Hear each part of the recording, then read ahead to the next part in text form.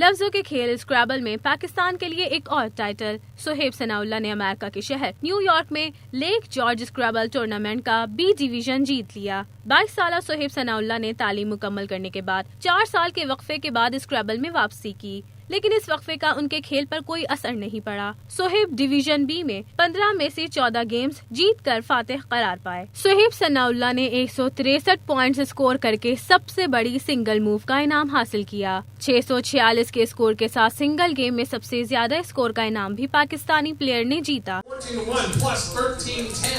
600 bucks again, all the way from Pakistan. Sohaib Sanaullah.